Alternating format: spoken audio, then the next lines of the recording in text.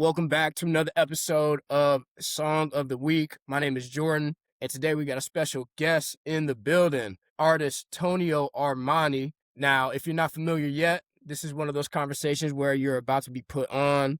We're going to talk about his journey, his sound, what he's been working on, and of course, get into the music a little bit. For those who may be watching, who are seeing you for the first time, man, can you give them a little answer to like who is Tonio Armani and what can they expect when they dive into the music? I'm trying to figure out who Tonio Armani is too, because people know me from the singing, some people know me from the dancing, but um, I'm trying to combine both of them to where people can just have a good time. You know what I'm saying? It's I'm making music for people to enjoy themselves to it, ride to it, Yeah, dance to it, clean up to it, go to sleep to it, cook to it. Yeah, that type of music. for, s- for sure, for sure. When did you realize music was something that you wanted to take seriously? In the military, man. I was in the Army and I was in charge of drill and ceremony. So once I knew I had the voice to do it, when I started commanding soldiers, I feel like it ain't no different than music. You get them in line, you get them in step. Interesting. Okay, so you joined the military and you kind of feel like you found your voice there. Yeah, because that's where they build leaders.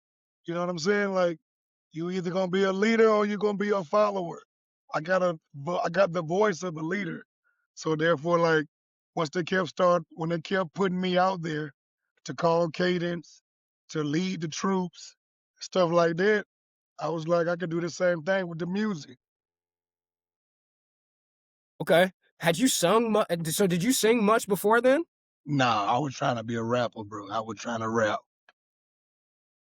Got you. Got you. Okay. And so you leave the military and you decide that you're going to pursue a career in singing after that?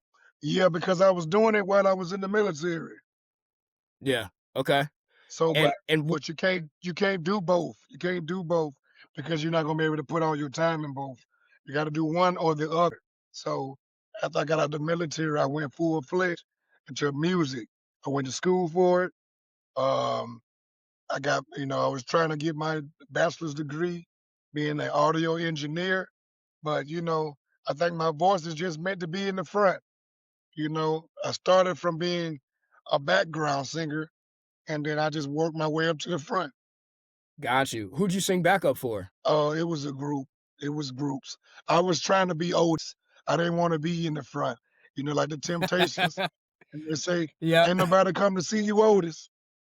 I was trying Yeah. to be Otis because Otis was the one that made the most money at the end of the day.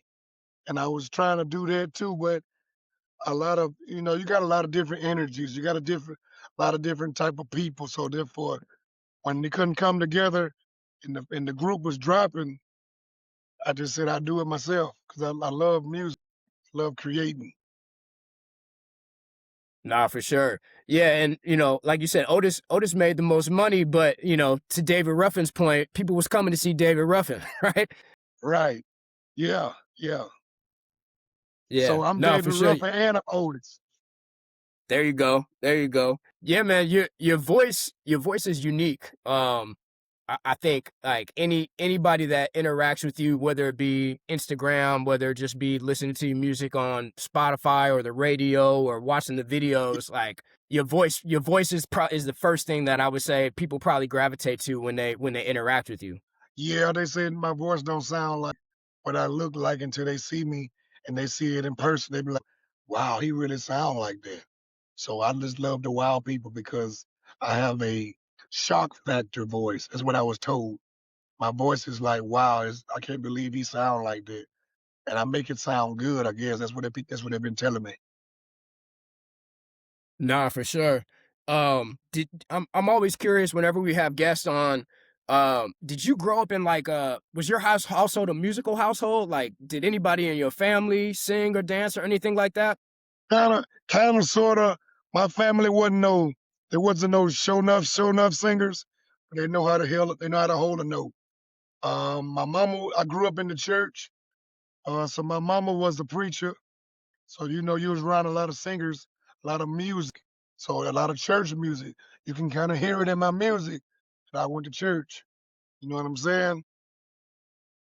Bro, that was gonna be my next question. I was literally about to ask you about church because I can hear it in your voice. I can hear it in the music.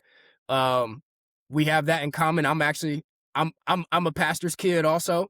My father was a pastor, so I know what that's like. Kind So of you, growing up in a household where, yeah, I so you, know. Like I so know you how know, that is, going to church every day. You know, man. Yeah, pastor's kids. You don't just go to church on Sunday. You there four you five go days to a week at church least. at least 5 days a week. Choir Yep, rehearsal, clean up, Bible study, old people meet, young people meet, and then church on Sunday. man. All of that, and you might have missed one, right? Like you always in the church for sure.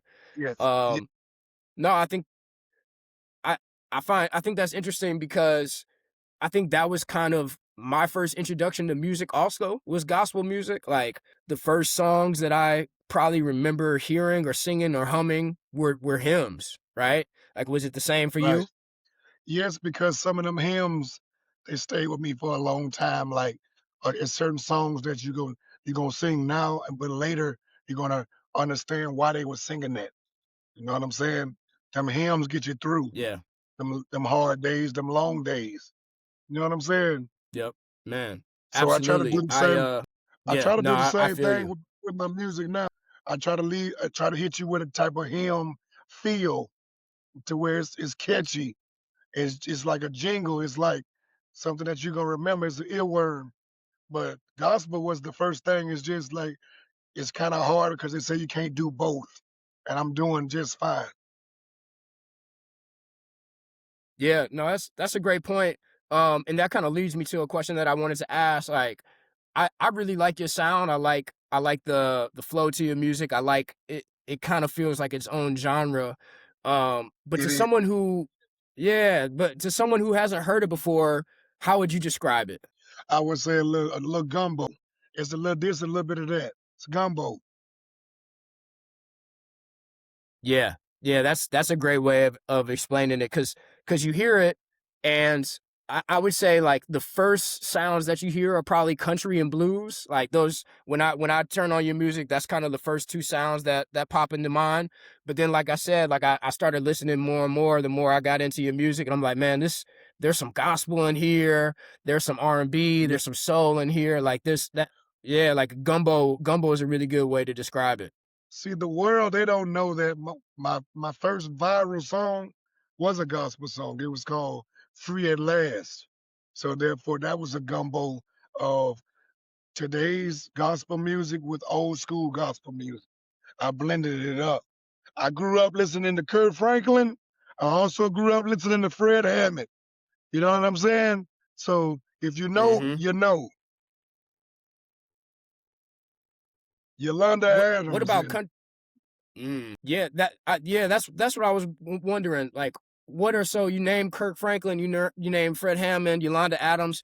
Who are some of the other artists that you were influenced by? And then were you influenced by country music artists also? not really. I just since we have the Southern sound, it feel like it's another genre of country music. You know what I mean? Like I don't really know too many country artists, but I'm learning them, and they're actually good. So the same way I'm learning them, these people are learning me.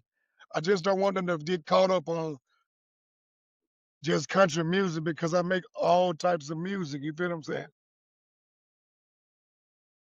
Yeah, yeah, no, absolutely. Um, when it comes to like making music, what's your process like? Like, are you writing before you hear the beat, or do you pick the instrumentals first? Like, what's your process like when you make music? Well, I gotta feel it first. I like to listen to beats. I like to drive and ride the beats. And if I don't feel it, if it don't make me move, I go to the next one. But if I like something, I listen to it a lot and I start writing to it because now I can feel it. But the magic for me, I would tell you, but I don't want everybody to be doing what I do. But I'll tell you anyway. Yeah, I like to write. I like to write down the lyrics like back in the day. It's just something about writing what you're gonna say and then you actually doing it and then watching it come to life. It's the most current, recent magic that we have that people take for granted. I like to write. We don't write anymore because we just typing on the phone. So I like to write. That's one of my biggest things. If it don't feel right, I'm not singing it. Yeah. How do you feel about I've been having a lot of conversations with friends and coworkers about this new wave of AI music. And when I listen to music from people like you in particular, I think to myself like this is why the AI wave isn't going to work because there's something genuine about his music and his sound that is authentic to him that you're never going to be able to recreate digitally. But I'd love to know what you think about that. But I actually like AI. AI give me some ideas because Okay. because the AI would never be me and I can never be the AI. So therefore, like they give me great references. They give me great ideas. I'm like, ooh, I kind of sound AI too. So being that the AI comes out with all these trendy songs on TikTok and social media, it gives me ideas. I got real soul. I'm a real human being. But with the AI, it takes like you can kind of like hear that it's not a real person. And when you once you hear it's not a real person, you might like the song, but you can't get the real feeling from it. Like a real person can give it to you. So I don't dislike AI. I actually like AI because when you start getting that writer's block, you can't come up with something. It's a whole bunch of AI songs out here, but that can give you at least the cadence or the melody to start writing your lyrics. Yeah. I no, I feel that. I think what I'm thinking about and what you kind of you said the same thing. There's an element of soul that comes with your music that you'll never be able to replicate without the true human emotion, right? Like we talked about the church. You grew up in the church. Like part of that soul comes from gospel music. And yeah, I use AI also for a ton of different things. But I think one of the things that I like about music is um music is created by people and the best music is kind of based off of human emotion. And I think that's something that you hear especially when you go back to some of your early albums where it's like, man, this is, there's a lot of soul, there's a lot of meaning behind those songs. Yeah, it was a lot of pain in there because I was trying to figure out why I was being overlooked. I felt like I was good as all the other artists out here, but you got to have a sound, you got to have a story, you got to have a talent, and you got to know business. And I was still grinding to get to that phase. But like, I'm excited for the world. If they like this, if they like what I'm doing right now, they gonna love what they finna get this year because I'm I like to just like watch the people and learn from the people. I ask them simple questions like, "What do you want?" Then they tell me what they want, and if I can create it, I give them what they want. Right now, people want to dance, so right now we making dance music for people that want to dance. You got to think people been sitting down for a long time. People been want to walk and we're doing recovery. Doing the two step is that's all they gonna do for the day. You know what I'm saying? I'm talking about grandma and them, auntie them. They gonna love to dance. So I even see the young folks dancing. So I just enjoy this movement right now. I don't know how long it's gonna be, but I'm enjoying being a part of it.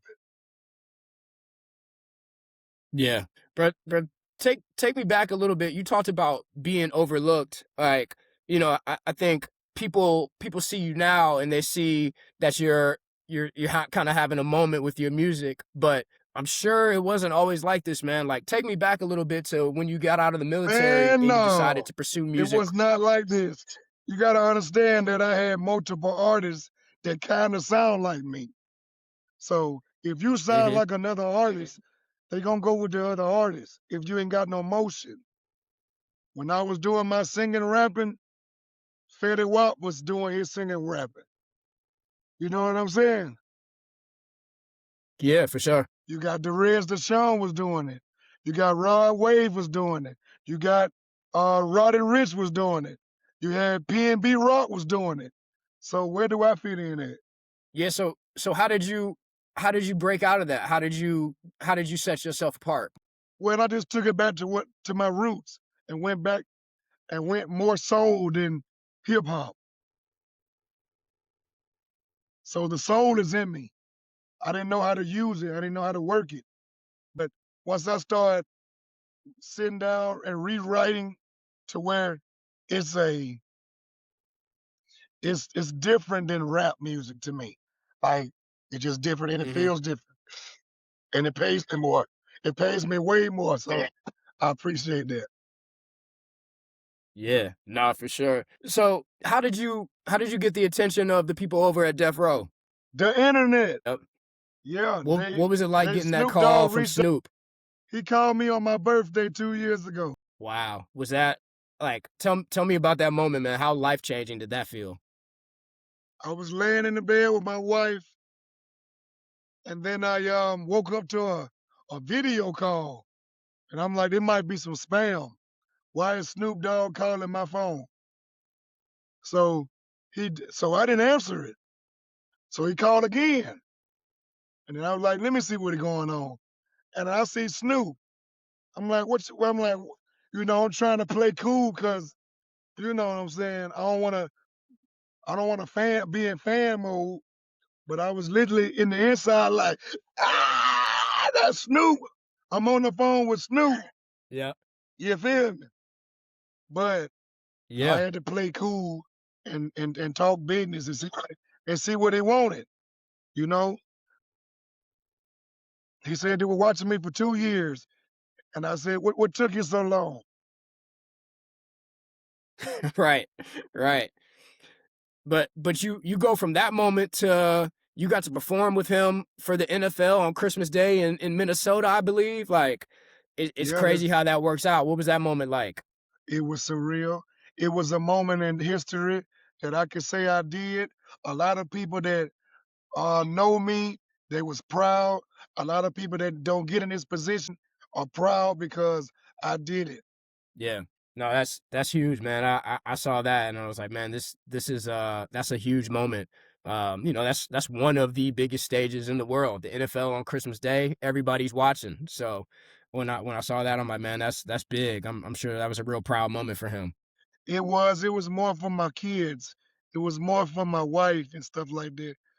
They know I be on the road a lot. They don't really get to see what I do.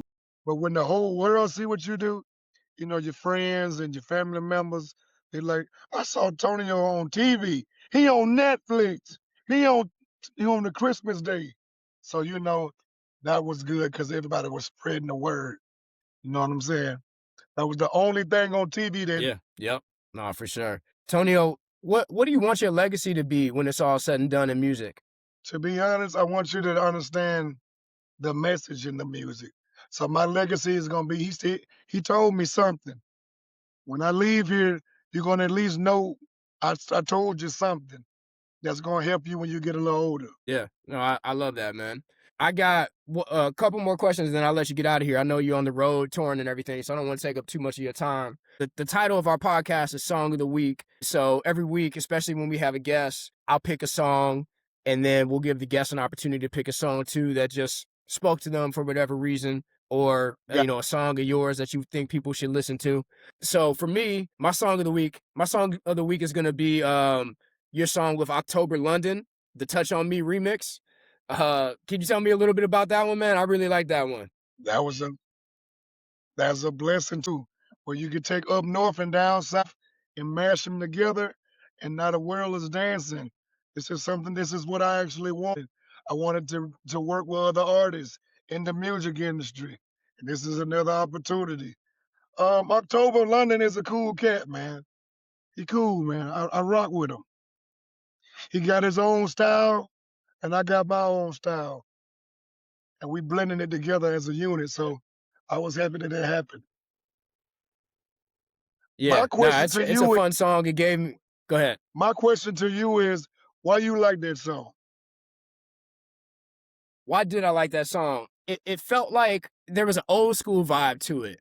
Um, for me, like sometimes when I listen to music, especially certain hip hop, like I said, my father's a pastor. And so sometimes I want music that I can play in the car with my dad and it doesn't feel too wild. And that one was smooth. It felt like something that my pops would enjoy. That was Did it? probably my favorite part of Did that did song. he enjoy it? Did Pops enjoy it? I haven't played it for him yet, but I'm going to, Easter Sunday's coming up. So when we get in the car after church on Easter, I'm going to play it for him and tell him that I had the pleasure of interviewing the guy that was on the song. I got a song that you can play for your daddy. Okay, let me hear it. It's called Sooner or Later. Sooner or Later. Yep. I think your I dad. I so that was my second choice. I have that written down because I was listening to that one too. I like that one a lot. But I wanted to go with this one because I know you guys just put that one out recently, and I wanted to show that one some love. But I really like Sooner or Later too, and you're right. That's another one that my father would really enjoy. Yeah. And if he likes that, it's gonna take him down that gospel algorithm. Cause I got a lot of that in there too. So yeah. Yeah, for sure. All right, so other than Sooner or Later, give us a song of the week that's either yours or you can shout out somebody else's song, but something that speaks to you that you feel like people should listen to. Country girl. It's a bunch of country girls out here. Mhm. And I'm letting the world know that they're beautiful and they know how to have a good time. Yeah, no, that's a fun one. That's a fun music video too. I was watching that one a couple hours ago. Um, yeah, man, your music is good. Your music is like real feel good music, but like we've been talking about the whole time, it blends. It's a gumbo, like you said, like it's a gumbo of so many different sounds, genres, and it brings all of that stuff together so well. So, man, thank you for blessing us with your artistry. No, I thank all of y'all for listening. That's the first step. I made the music and then y'all chose to listen. So everybody that listens to my music, I appreciate them more than they think. Well, Tonio, man, like I said, I know you're busy. I know you're on the road. I appreciate your time so much. Thank you so much for blessing the podcast. Um, Anything else before we get out of here? I just want to say thank you for your time. And whatever you writing down or saying, just make Tonio sound good and we in the game. We good, man. I appreciate you too. I've been wanting to do a podcast myself, but I've been busy. When I can get to sit down, I want to be able to talk to people and tell people about where I went, the food, the people, the environment. So if you want to go traveling, I'll tell you about it. That's what I'm trying to do on this journey. I just left Orlando. Orlando is beautiful. They got Disneyland down there. You know what I'm saying? If you want to take a trip, go out to Orlando. You were from Cleveland, right? Where Yeah. it's cold. Yes, sir. Man, whew, you ain't lying. We're just now starting to we're just now starting to get rid of the snow. So you ain't lying. I've been down to Orlando. Orlando's a good time. You're absolutely right. Well, if you ever want to do more podcasts, man, I'd love to do more podcasts with you. This has been a lot of fun. I've never been to Cleveland, Ohio yet. I want to come to Cleveland, Ohio. I've been to Cincinnati. I've been to Columbus, Ohio. But it's something about Cleveland. I want to come to Cleveland so that I can give y'all my experience of Cleveland. So when I come to Cleveland, what's some good food to eat in Cleveland? Ooh, that's a great question. So look, you got to start with like we love like corned beef sandwiches up here. Like we got some of the best corned beef sandwiches in the world. Um, a Polish boy, but a Cleveland Polish boy and what you're thinking of like a New Orleans po' boy is different. A Cleveland Polish boy is the sausage in the hot dog bun with the coleslaw, barbecue sauce and French fries on top. So that you got to get you a Cleveland Polish boy when you pull up. I'm definitely gonna have to. I'm definitely gonna have to try me one for real. I like to eat, so I definitely want. Well, look, come to Cleveland, man. Look, we'll get together. We'll hook it up so we can get you a show out here, and I'll show you around the city. Of course, you know my boy out there, James Harden. Yeah, yeah, for sure. Yeah, we finna make a run with James. We're gonna see what happens. Well, y'all take it So, easy. Ma'am, thank you so much for the love. I'm sorry about my voice. I was singing too good last night. I guess I don't know. It's all good, man. We appreciate your time, man, and thank you for hopping on the podcast. Thank y'all. Thank y'all for y'all time. For sure. All right. Peace.